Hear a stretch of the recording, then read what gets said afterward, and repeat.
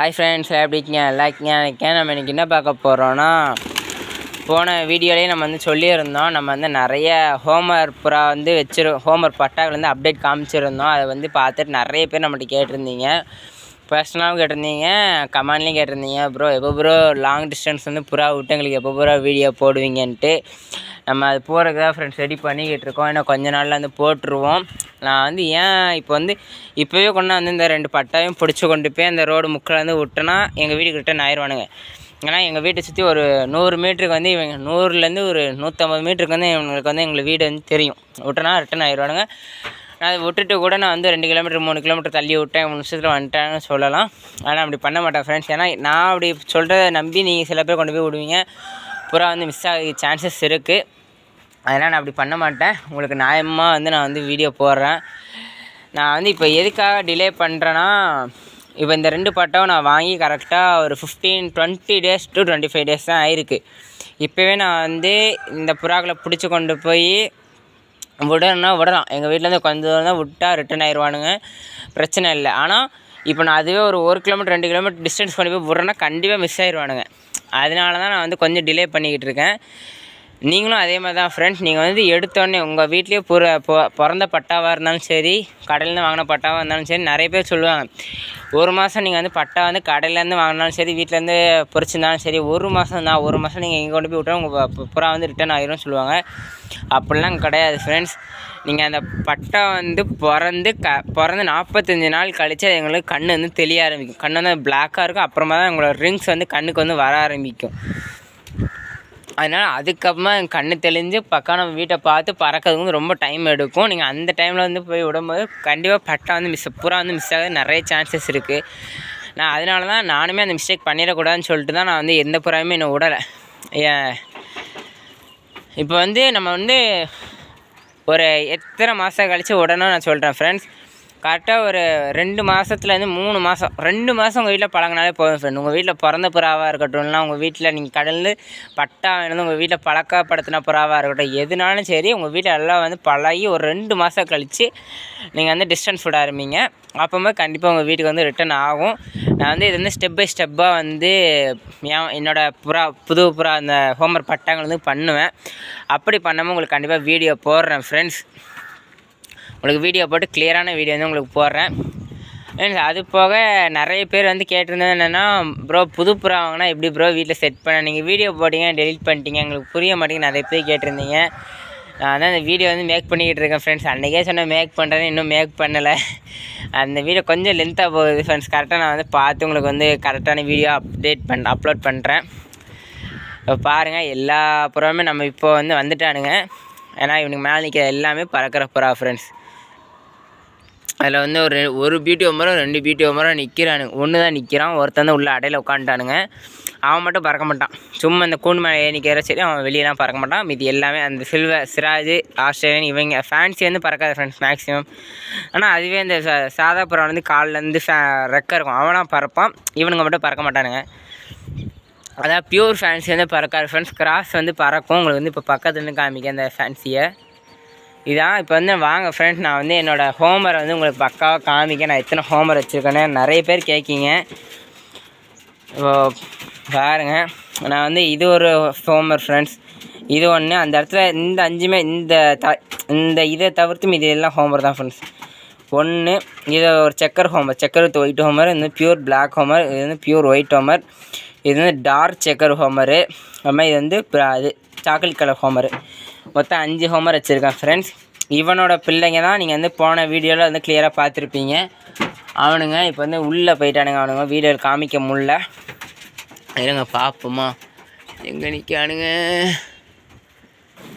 இல்லை ஃப்ரெண்ட்ஸ், வீடியோவில் தெரியாது. அவனுக்கு அந்த சைடில் போய் நிற்கானுங்க. உங்களுக்கு தெரியுதான்னு தெரில. அந்த 2 ரெட்டும் தெரியும். இதோ இந்த ஒரு ரெட்டும் அது பக்கத்துலேயே இன்னொரு ரெட், அதே மாதிரி சிப்ஸ்லாம் பதில் நிற்கா ஃப்ரெண்ட்ஸ், ஜோடி போட்டு. இவங்க 2 பேரும் தான்.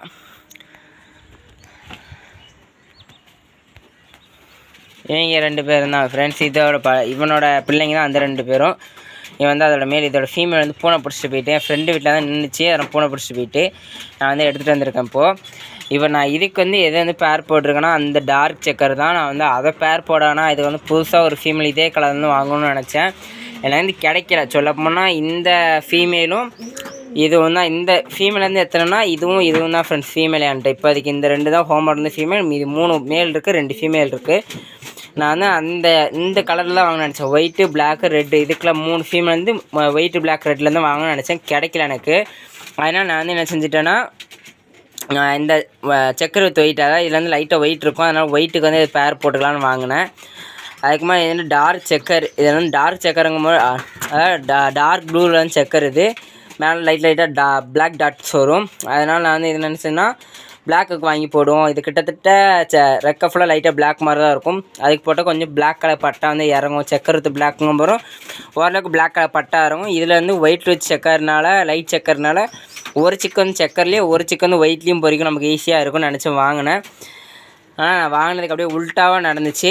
ஏன்னா இந்த செக்கர் வந்து இந்த ரெட்டு கூட பேர் ஆகிட்டு, பேர் ஆகலை. பக்கத்து கேஜில்னு ஒரே கேஜினாலும் சண்டை போடாத அளவுக்கு வந்து இதாகிட்டாங்க. எனக்கு கண்டிப்பாக இன்னும் ஒரு 2-3 நாள் வந்து இற ஊட்டி மீதி போட ஆரம்பிச்சிருவாங்க முட்டைக்கு. நான் பிளாக்குக்கு வாங்கினது தான் இந்த ஃபீமேலு, ஒயிட்டுக்கு வாங்கினது இந்த ஃபீமேலு. ஆனால் இந்த ஃபீமேல் போய் பிளாக் கூட பேர் ஆகிட்டு, இப்போ வந்து ஒயிட்டுக்கு வந்து இல்லை. சொல்லப்போனால் நான் வாங்கினது வந்து ஒயிட்டுக்கும் பிளாக்கு தான் பேர் வாங்கினேன், ரெட்டுக்கு வந்து பேர் வாங்கலை. ஆனால் இப்போ வந்து ஒயிட்டுக்கு வந்து பேர் இல்லை, ரெட்டுக்கும் பிளாக்குக்கும் பேர் வந்துட்டு. இப்போ வந்து ஒயிட்டுக்கு வந்து என் ஃப்ரெண்டுக்கிட்ட கேட்டிருக்கேன், கடையிலையும் சொல்லி வச்சுருக்கேன், கிடச்சா வாங்கி போடணும் அதுக்கு. ஏன்னா அது வந்து அவ்வளோ சீக்கிரத்தில் வந்து மேட்டிங் ஆக மாட்டேங்கி. அது நம்மளாக ஒரு ஃபீமேல் போட்டால் மேட் ஆக மாட்டேங்கி, அதுவாக ஒரு ஃபீமேல் பார்த்து தான் மேட் ஆகுது. அதனால் நம்ம கொஞ்சம் பார்த்து தான் வைக்கணும். இப்போது அது போக ஒரு 3 குட் நியூஸ் வந்து இருக்குது ஃப்ரெண்ட்ஸ். 2 குட் நியூஸ் தான், வாங்க பார்ப்போம் ஃப்ரெண்ட்ஸ். இதோ இதில் வந்து டைமிங் வந்து ஒரு சாதா புறா கூட பேராகி 2 முட்டை வச்சுருக்கான் பாருங்கள், 2 முட்டை. இது வந்து பியூட்டி ஹோமர் வந்து 2 முட்டை வச்சுருக்கான், தெரியுதா ஃப்ரெண்ட்ஸ்? இது 2 முட்டை.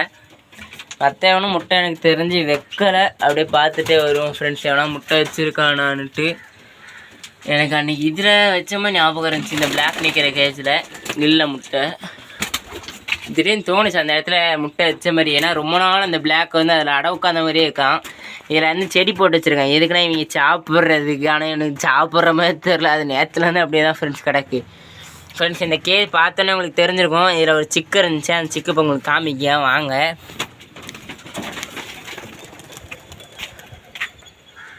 திரும்பி ஒரு செட் நம்ம புறா எல்லாம் பறக்க ஆரம்பிச்சிட்டாங்க. கரெக்டாக இதில் நின்னானுங்க, நான் வெளியே வர்றதை பார்த்தோன்னே பறக்க ஆரம்பிச்சிட்டானுங்க. பாருங்க எவ்வளோ லோன்னு சொல்லுங்கள். அந்த வீட்டுக்கும் கீழே அந்த முள்ளு செடி பக்கத்து வழியாக போயிடானுங்க, மேலே எல்லாம் வந்துட்டானுங்க கிருன்ட்டு. வாங்க சிக்கு பார்ப்போம். இதான் ஃப்ரெண்ட்ஸ் அந்த சிக்கு. அந்த சிக்கு வந்து கொஞ்சம் இப்போ வந்து பறக்க ஆரம்பிச்சிட்டான், அந்த உள்ளே போயிடக்கூடாது. நம்ம வந்து கொஞ்சம் தூக்கியாச்சு. இப்போது சிக்கு வந்து விழுந்துடாதடா, உள்ளே போயிடாத. உள்ளே போயிட்டான் ஃப்ரெண்ட்ஸ். இருங்க நம்ம வந்து பார்ப்போம். இதுக்குள்ளே கரெக்டாக போயிட்டான், என்னால் எடுக்கவும் முடியாது. இப்போ உள்ளே போயிட்டா கூட எடுத்துடலாம், இந்த இடையில நிற்கானா ஃப்ரெண்ட்ஸ், அது எடுக்கவே முடியாது. அப்பா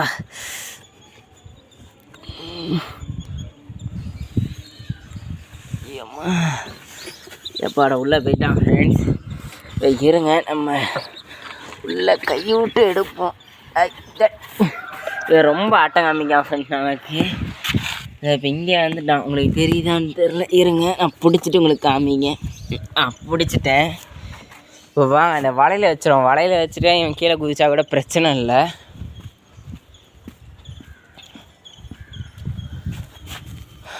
வலையில் தான் ஃப்ரெண்ட்ஸ் வச்சுருக்கோம். இவனுக்கு வந்து இந்த ஒரே ஒரு கால் மட்டும் ஹேண்டிகேப்ட் ஆகிட்டு, அதாவது வளைஞ்சிட்டு, ஒரு கால் அப்படி ஸ்ட்ரைட்டாக இல்லாமல் லைட்டாக அப்படி வளைஞ்சிட்டு.